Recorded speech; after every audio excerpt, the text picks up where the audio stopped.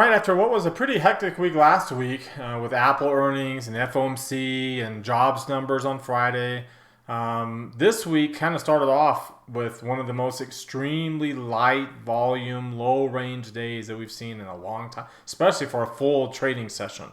Not even with a half trading session. So it was a really, really light trading set. We haven't even had summer yet, which is another aspect. Usually August, we kind of get these kind of days. But it was a light trading session.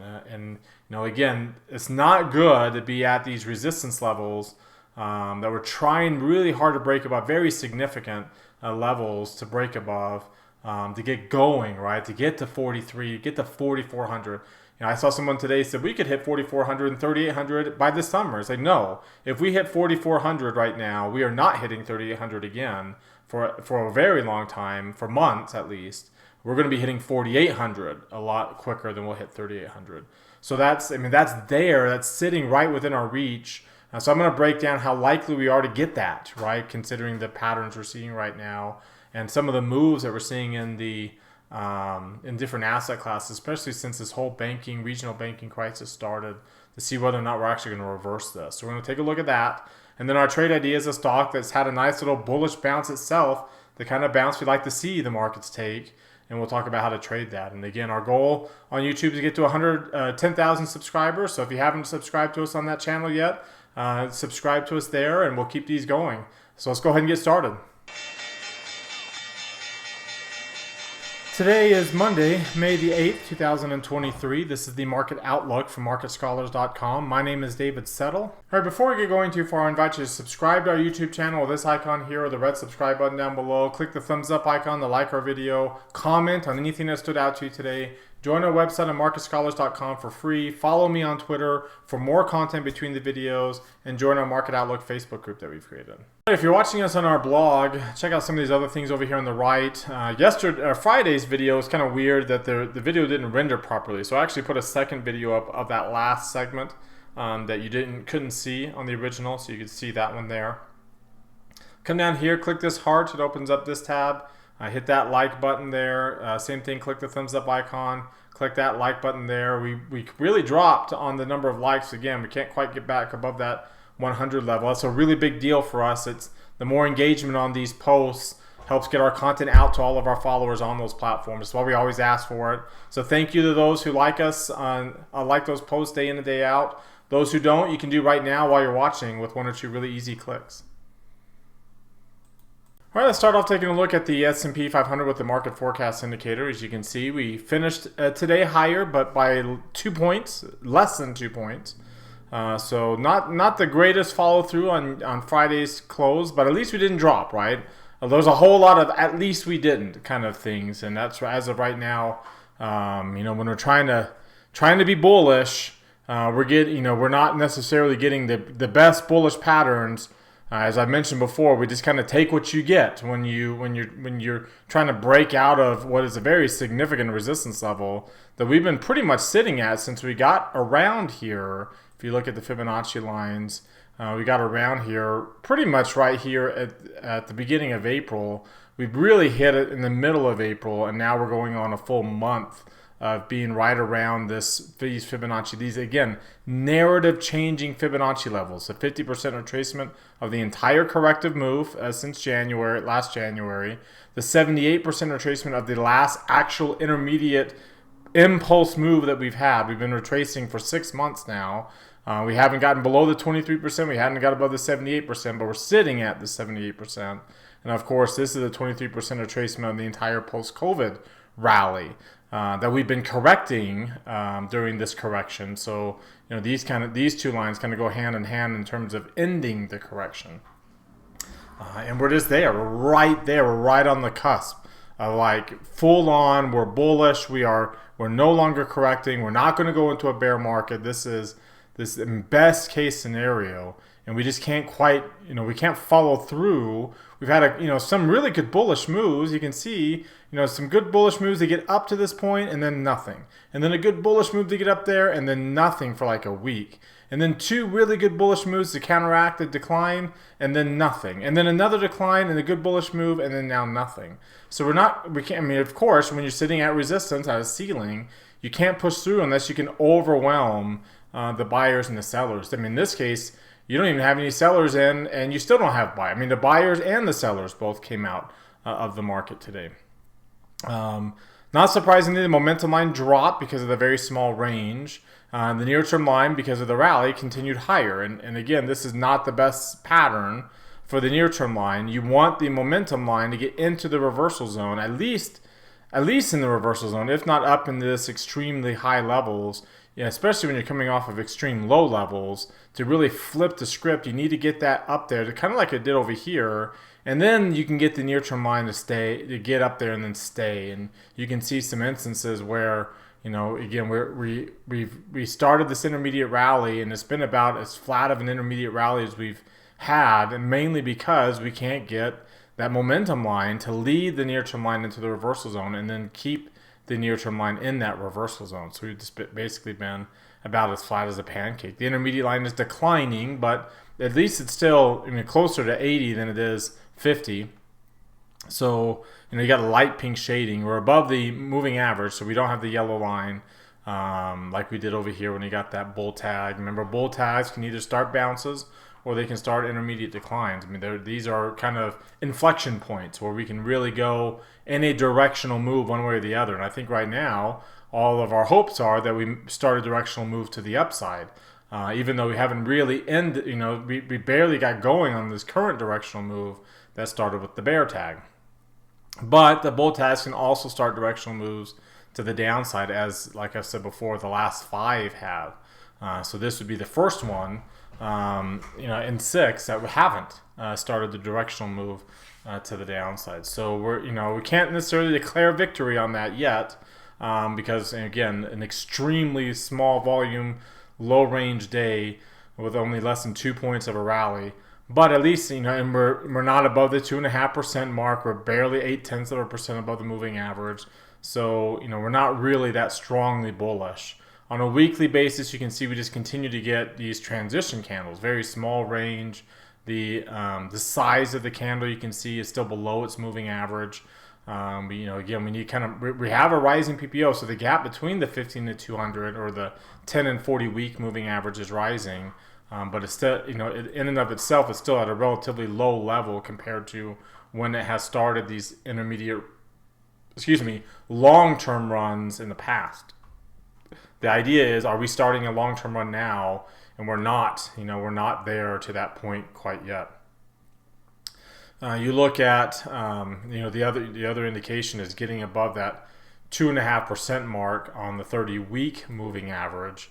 And we are at the 3.5% mark. So there is some element there of bullishness that can lead us, depending upon how we react to this cluster we got 2 weeks ago, with now the near-term line falling from these levels. So we'll see what ends up happening there.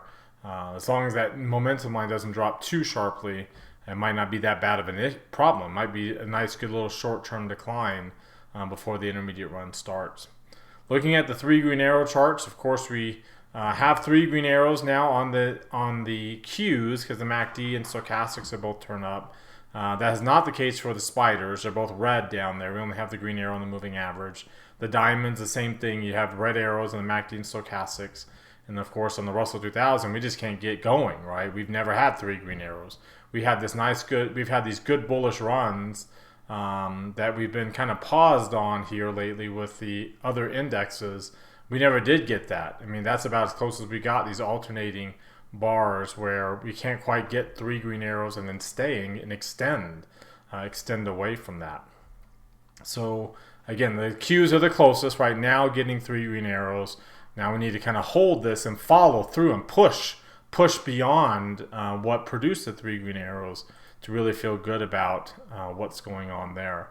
Looking at the 2-line versions of this chart, you can see we are back above the 8-day moving average. You can see another layer of resistance here with the value area, the top of the value area there, and this volume node that's been building right around this level. The MACD is still below its moving average. That's why you got the red arrow there. And it's still the average is still falling. Your stochastic is actually still below its moving average, so you're still falling there as well. That's why we can't get going here. Those are still red arrows, and not the most bullish signs. And the stochastic, relative to its 4-week range, is still actually below its average, which is not bullish. That's not a good sign either. So we haven't really broken out. Looking at some of these other oscillating indicators like the DMI, they're both above 25. That's not trending, which is why your ADX is dropping. You want one to be above 25, the other be below 20. Ideally, you want one to be above 30 and the other below 20, and that really gets the ADX rising. But you at least want, you don't want both to be above 25, and that's what we have right now. Looking at the RSI and the CCI, again, we are at least in the upper half of their charts, but you're barely above 0, you're barely above 50. So, these are hardly bullish levels. The McClellan oscillator is kind of matching that, though. Not very strong, not below the minus 35 mark, but it still is negative. So you still have negative breadth from that standpoint. The money flow, remember, the volume is really, really light. The money flow is still pretty negative too. It's sitting right at the very bottom of this kind of bullish territory. Getting below 40, you'd now start entering to bearish levels. But you can also see too, we're not, here's where the money flow was on this day, which we're higher than now, but the money flow itself is not. So again, we're very, very short on the volume, and that's reflected in money flow and other factors that just aren't really bullish. You can see we're still kind of falling with lower highs and lower lows here on the PPO of this on this particular chart between the price and the current 200-day Hull moving average. The parabolic, we're still red on the Hull. The parabolic SARs are still red. So again, as great as Friday was, it's definitely not a reversal day. Not nearly like it was last week, right? Last week we did flip the Hull green, and we did flip the parabolic SAR dots lower, and we did get easily above the moving average with a pretty strong Hakunashi candle here. Well, we're not getting a strong Hakunashi candle right now, and everything else I mentioned. So we're still not very strong, and not expected to be strong. Remember, we have inflation data, especially on the CPI front, that's expected to be strong coming up here in the next little bit. I mentioned to you, I didn't show you the volume here, but the volume today was 49.5 million shares trading hands. That's a really, really low level, well below the average, which is 76. So 49 there. The ATR was at below 2 points. For some context on how low those numbers are, 49 million is not even on the chart for the average over the past 52 weeks. It's extremely low. 2 points also is not on the chart either here. Those are both extremely low marks. Again, 1% is 4 points, and you're looking at a less than 2 points. So you're looking at less than 0.5%. And the ATR, of course, is already really low as it is, well below the 1.5% mark. So very, very low levels. Not surprising that you're getting some low levels on volatility as well. Oops, sorry. Let's go to this one here. Low levels and volatility, it always happens on a Monday. You start off strong. You always gap up on Mondays, and then now you can see how we filled in the gap and fell throughout the day. And we fell down to this kind of 82% level again. The correlation has jumped back up to high levels, so they're getting back to the mode of where they can move together again, right? So the VIX itself is kind of back near its pre-expiration levels on the VIX. If you look at where we were pre-expiration on the VVIX, we were nowhere near those levels. So the VVIX, from that perspective, continues to. That's why we had that negative correlation. And again, now that it's starting to move higher, as I mentioned to you before, that negative correlation of getting down to those levels generally produces a move higher in volatility. And like I've also mentioned to you before too, the correlation of the Russell 2000 with the NASDAQ 100. Let me pull up the QQQ here. QQQ there, and we'll pull up QQQ up here. So when you look at the correlation there over the past 10 days, you can see it's starting to pick up a little bit. But let's go 63 days, so past quarter. And again, we're still at the lowest levels, below minus 50%, and that's, you can see why. Really from this point right here, where the Qs bottomed out on March the 10th, the Russell 2000 also dropped on March the 10th. From that point forward, the Qs rallied and big time, right? And the Russell 2000 has been flat. So if you look at, like for example, this ratio chart here. Let's pull it up here on the asset class comparison here. And then, like I said, let's go back to March the 10th. It's pretty much when the financial crisis was hitting, and it kind of hit the worst for the Russell. Hit the worst, and it kind of started to abate from there. So you look from that point going forward. Here, let me change that to like an hourly chart. From that point going forward, you can see. The Qs, IWM is actually still down 4% here. Let's go. That includes the March to 10th. So let's go from that day going forward, from March 11th going forward. So here you go. The Nasdaq, or Russell 2000, remember, was kind of flat.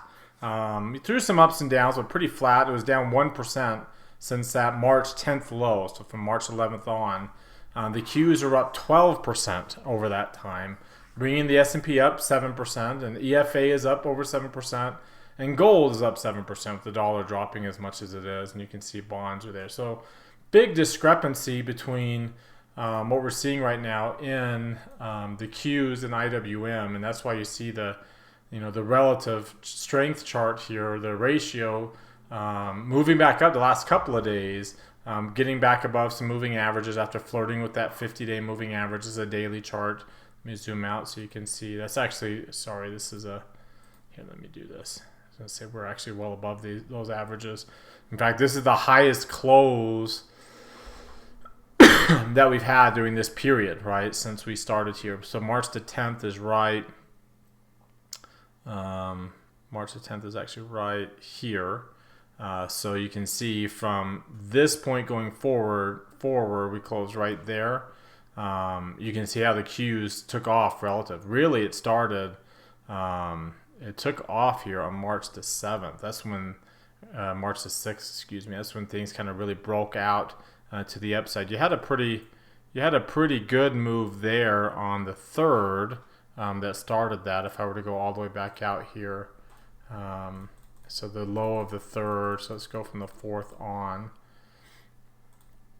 So which I think is the 6th, actually. You can see IWM is actually down 9% from that period.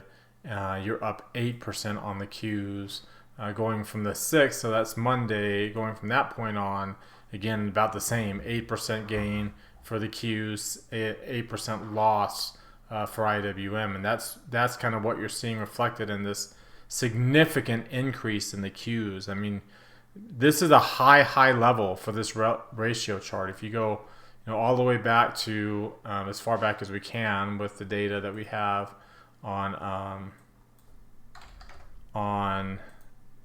IWM, which looks like it starts in 2000. So let's actually change that to 2000. So you can see here. Let's go back a few years before, so we can push that out a little bit. 1998. You can see here that these are high levels, and you can see it reflected. This is the tech bubble and how high it got over 2 at that point. And you can also see too the recent momentum that we had, the strength coming out of the financial, the banking crisis here, regional banking crisis, is the biggest, strongest move that we've had outside of COVID, right? Which is the other big, strong momentum move. So. Strong move higher, 2 extreme levels already. Not necessarily the last time we were this bullish on the Qs, it started the correction. So we'll see, especially when there was that big of a discrepancy between the Qs and the Russell 2000, it started the correction. So we'll see if that ends up being the case again. Let's take a look at some of the other assets. One of the biggest movers today was Bitcoin. Bitcoin dropping well below its 17 week day moving averages and 30 day moving average, simple moving average. You can see the MACD has kind of been flirting with. We've been kind of converging for so long since this big peak post March expiration. We've been converging, and then now you're finally kind of getting a breakdown, one of your bigger drops on Bitcoin. You're still pretty bullish. You haven't broken the 50 yet. If you do break the 50, it's a pretty wide gap to fill in down to the 200. So that's something to keep an eye on, because when you look at Bitcoin and its correlation with, like, say, the NASDAQ 100. So if I were to go Bitcoin here and then change the correlation here to the NASDAQ 100. So let's do that. And then let's change this one to the NASDAQ 100 as well. So you can see they're pretty strongly correlated, especially when you zoom out again to like 60, that 63-day mark. Pretty strongly correlated, 87% correlated. Not always, strongly correlated, but for the most part they are. As you can see, this goes out, if I were to go out like 3 years here, very strongly correlated. So they tend to move together, and today's move is a big sharp decline on Bitcoin. You would expect that it will have a negative impact on the NASDAQ, which itself has been trying to break through some really important resistance levels, and it's not going to help it if something it's really correlated to is not helping the cause, so to speak. Some of the other big movers here, or some of the other movers here recently, of course, is bonds and the dollar. Bonds having a pretty significant drop. That's generally equated to an increase in bond yields, getting back above 3.5%. This idea of credit tightening from the Sluice report got a lot of chatter today, but bonds are already up a little bit before that anyway. And so this idea of rate cut odds are being impacted if you look at the rate cut odds, because now we're pretty much done with the rate hikes. It's very low probability we get a rate hike in June. It's not out of the realm of possibility. As you can see, it's at 12% now. It's been higher. It was at 30% at one point a week ago. You can see the historical charts for being at 5.5%. This line, this purple line, it was above 60. It was above 80, but it kind of made a quick run up and then a quick drop. So it didn't necessarily stay there for long periods of time where we could say, okay, like we did last time with May. With this 5.25%, it had spent a lot more time above 60 and above 80 before falling down, and didn't fall down to zero like this one did. This one did drop down to zero, the 5.5% mark, and so I would say you're probably unlikely to get that according to past precedent here. So now it's not a discussion anymore of rate hikes. It's unlikely they'll do that. Now the discussion is when they'll cut. And of course, this has been the date to watch, as it's been the one that's hit 95% already. When you look at the historical charts for this one, you can see we were at here just recently getting back to 5% or lower. We were at about 90, close to 95%, on the 93% mark. So the odds of a rate cut are pretty high for September, and are kind of jumping around and getting back to those levels. As of right now, the odds of a rate cut are about 70%, right? You're looking at about 32, so you're looking 68, 70% odds. That's down a little bit, and it was about, like I said, about 90, a little less than 90% just a month ago that we'd be at this point. So that's the important level to watch. And of course, by the end of the year, you're at 99% odds. You're at 90% odds for 2 rate cuts. And then you're again at about about a 40, about a 57% odds of a third rate cut by December. And that's actually significantly lower at 4.5% or lower. You can see this was also up pretty darn high, this purple line, getting down to 4.5% or lower. And you can see, it was pretty high too before falling back down. Actually, it's this one, 4.5% would be this one up here. This green line. It's been pretty high, so it's the market's expecting rate cuts, and again, the best case scenario for us is that we just don't get any. because the economy is growing without them, right? That's the best case scenario. And I think the case that will push stocks up to new highs is if we start pricing out the rate cuts because of how strong the economy is, all while inflation continues to drop without inflation going up. And that's going to be the big wild card. And as of right now, it will go up at the next meeting. At least it's widely expected to get back up to 5.19%. In May and June, you'll have low numbers again because of the comparables from 2022 are still really high. The April comparable is actually really low. That's why this number is going to look so strong. But in May and June, they're going to be really high. And then by July, it falls off a cliff. So that's going to be the problem going forward is does inflation start to ramp back up? And as long as we're okay with that, because it will, like if we do get back up to 4,800, inflation will ramp back up, getting back above 5% by the end of the year. It's just the nature of, again, the basis of where you start versus where you are now. So that's going to continue to move higher. You expect it, you kind of want it to, because if it doesn't ramp back up and inflation and stock prices go up, and without inflation, reflecting a strong economy, with increased demand for the small supply of goods that there's out there, relatively smaller supply of goods that's out there, then we've got issues, right?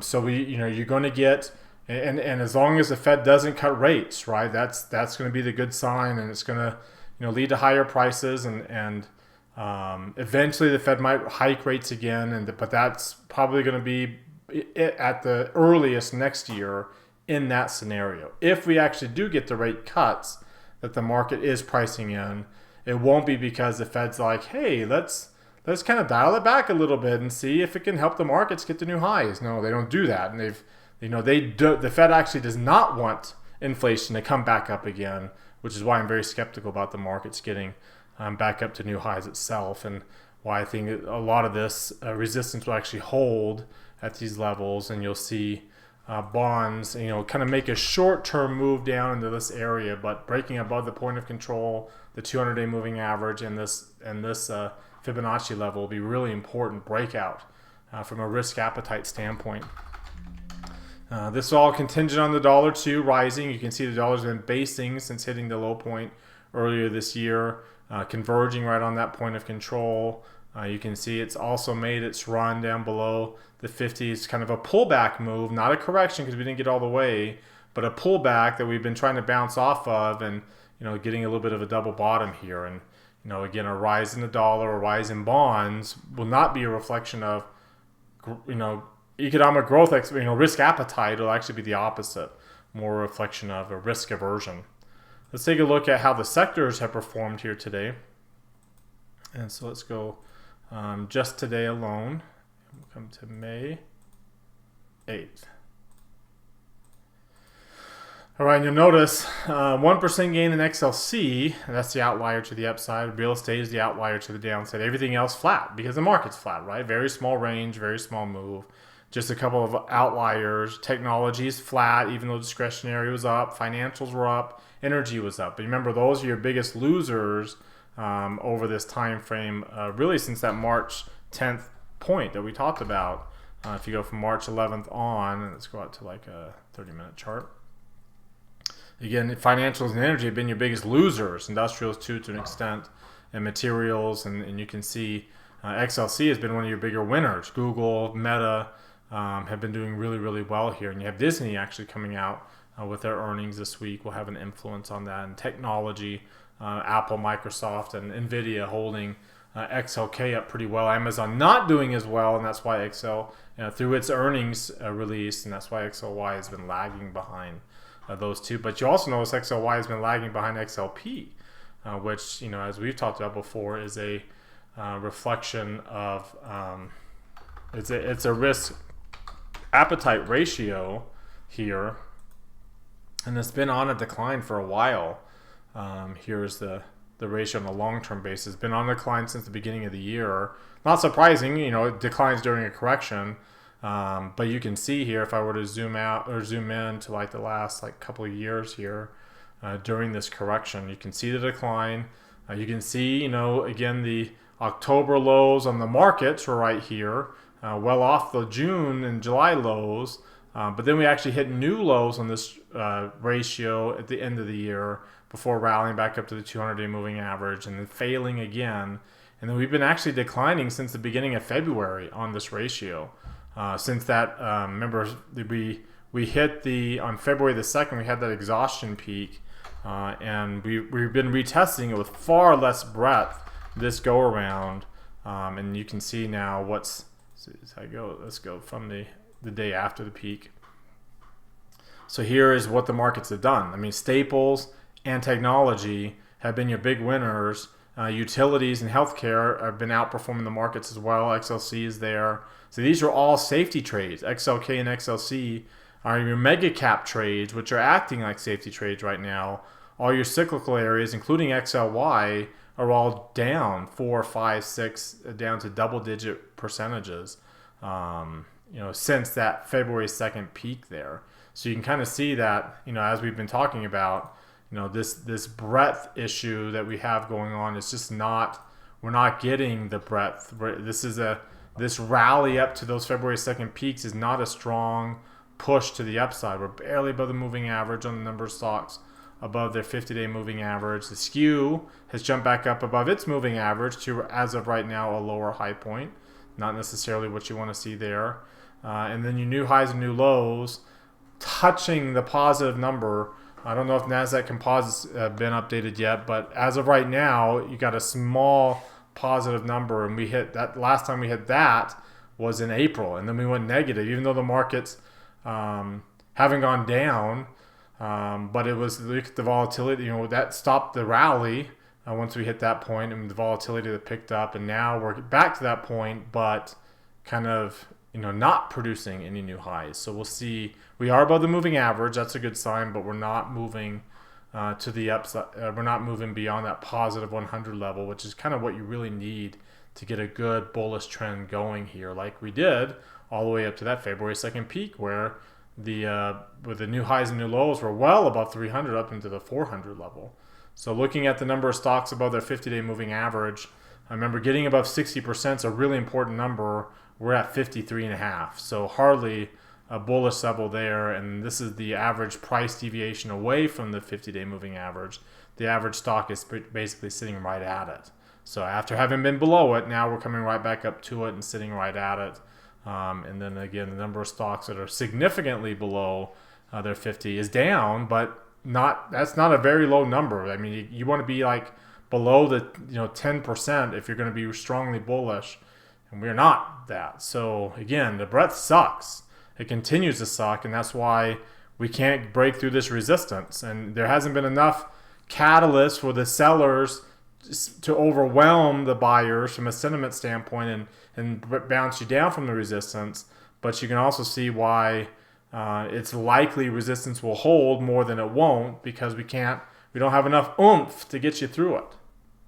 One stock that had its own little oomph today is in this kind of technology space is actually Palo Alto Networks. Getting a bear tag, which means you are above the moving average, and you are you have light green shading and a yellow line, which means you have we're above the moving average. That's what gives you the yellow line, falling moving average, and you are intermediate lines rising above 20, just barely. I mean, both of these are just barely. We're only 1/3%. But the near-term line getting to extreme highs is a good level. It would be better if the momentum line had gotten there, but you're coming off of a cluster, which is a good sign too, and you're bouncing pretty sharply with a good runaway gap. See, this gap can be considered a runaway gap because we did have an intermediate pullback, right? Intermediate decline. So we ended up with about a 2% gap to the upside on the S&P 500, on the Palo Alto, and then we ended up finishing with a 4% gain. So really, really good move up higher. This is what it looks like on this chart. You broke out, got a little bit of a dead cat bounce, in this case in the other direction.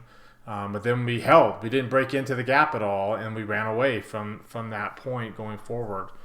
So a good opportunity here into the upper half. We filled in that gap there. We didn't go much further, but at least we filled in that gap. And so we do have some bullish opportunities from that perspective. Obviously, that getting that bear tag usually coincides with getting 3 green arrows.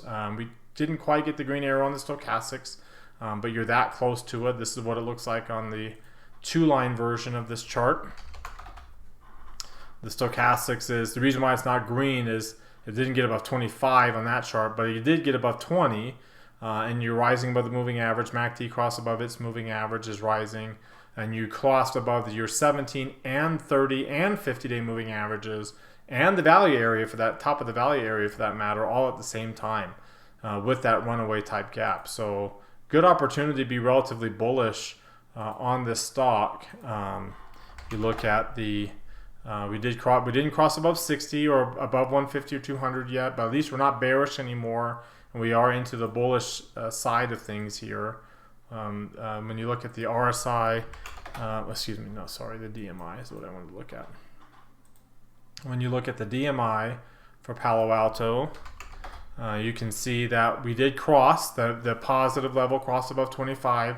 The negative at least crossed below the positive and back below 25. Now, it'd be ideal if it gets below 20, but at least you got that point. So that's a good sign from that perspective. And then you're not above the bands or above the Keltner channel yet because they're pretty wide. So that's why we're not going to do a really aggressive directional trade here. But at least you're in the upper half now. You're kind of getting close to being in the upper third. And your momentum, which had been bearish, is definitely changing its direction here to the upside. So, again, I don't know how directional we can be. We're not breaking through a significant level with an opportunity to really get going. But we do have an opportunity to kind of start with a kind of a less directional bullish trade, and generally that means doing a bull put spread. So we'll sell the mid 30 delta, buy the 180 for protection. You can see we ended up position sizing for a normal position size, getting about a $465 reward. So we'll is that 465? Yeah, it looks like I can't see that green number well, but that's the risk we're willing to take. So we're position sizing around the $1,000. That's our normal risk that we take on a trade, but we'd ideally like to get out before, so right around that 465 level if it does start to turn south. But you notice I have some flexibility here if it does turn south, as long as it stays above above these moving averages and above support and stays on this bullish move. So that's the trade idea for today. All right, and that wraps us up for today. So you've heard from me now, and I want to hear from you. Use that link popping out in the top right corner of your screen.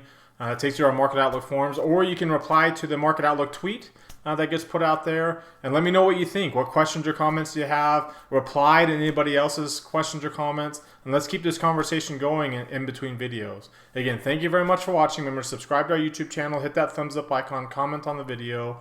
You can also subscribe to us at marketscholars.com for free and get access to that Market Outlook forum. Follow and like us on Twitter and Facebook as well. Have a great rest of your Monday night, everybody, and we'll see you all next time.